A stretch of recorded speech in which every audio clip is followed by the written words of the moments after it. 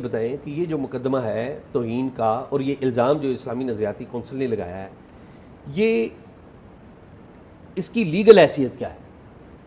इस पे दो जजमेंट्स हैं। पहले तो हम कहते हैं आर्टिकल इसके हवाले से क्या कहते हैं। हमारा जो कॉन्स्टिट्यूशन ऑफ पाकिस्तान है उसकी सेक्शन 220 आर्टिकल 229 एंड 230 में बड़ा क्लियर है इनका जो एडवाइजरी कौंसिल की जो हैसियत है, उन्होंने इसको बेकशोर करवाया ABC पैराग्राफ में कि किन किन को ये अपनी एडवाइस जो दे सकते हैं। दो ही लफ्ज़ कॉन्स्टिट्यूशन में जो है वो लिखे गए हैं, एक एडवाइजरी और एक सजेशन। इसके अलावा नज़रियाती कौंसिल के पास कोई इख्तियार नहीं है। इवन कि इनके पास किसी भी इन्वेस्टिगेशन के दौरान FIA जो कि बड़ा एक मोतबर इदारा है, उनके अपने फोरेंसिक टूल्स हैं, उनके एक इन्वेस्टिगेशन का एक पूरा प्रोसेस है, उसके बावजूद एक मैटर को सेंड किया जाना कि आप अपनी ओपिनियन दें। अगर आपने ओपिनियन पे फैसले करने हैं तो फिर इन्वेस्टिगेशन का तो मकसद ख़त्म हो जाएगा, इस सारे प्रोसेस का मकसद ख़त्म हो जाएगा। तो इस हवाले से जो नज़रियाती कौंसिल ने जो अपनी ओपिनियन दी है, हाँ, और नज़रियाती कौंसिल के फ़ैसले इस ओपिनियन के टॉप पे जो लफ्ज़ लिखा उन्होंने कि बाबत फ़ैसला, ये फ़ैसला लफ्ज़ लिखा ही नहीं जा सकता।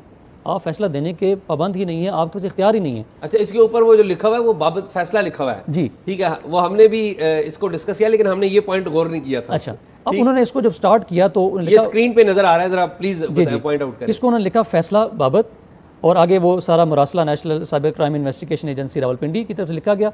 अब ये जब लफ्ज़ फैसला लिख दिया तो ये आगे कंटेंट क्या है, वो तमाम कंटेंट की हैसियत ख़त्म होगी, क्योंकि वो फैसला कर नहीं सकते किसी मामले में। उनकी जो हैसियत है वो ओपिनियन देने की है, सजेशन देने की है। उसकी सजेशन मान ली जाए या उनकी ओपिनियन मान ली जाए या उससे इनकार कर दिया जाए, तो ये इन्वेस्टिगेशन एजेंसी पे बाउंड नहीं है। तो इस्लामी नज़रियाती कौंसिल का ये जो फैसला है, ये तो टेक्निकली रद्दी की टोकरी में चला गया ना कानूनी एतबार से। तो कानूनी हैसियत तो ख़त्म होगी ना उसकी।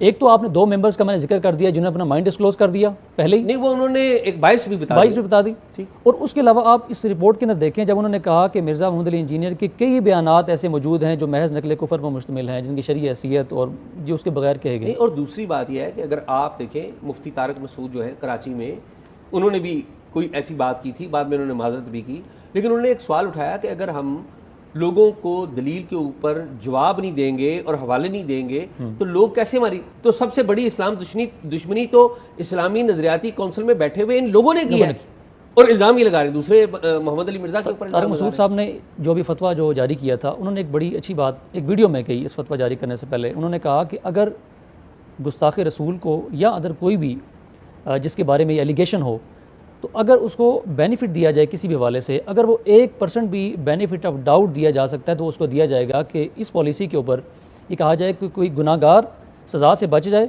लेकिन कोई बेगुनाह सूली पे ना चढ़ जाए। ये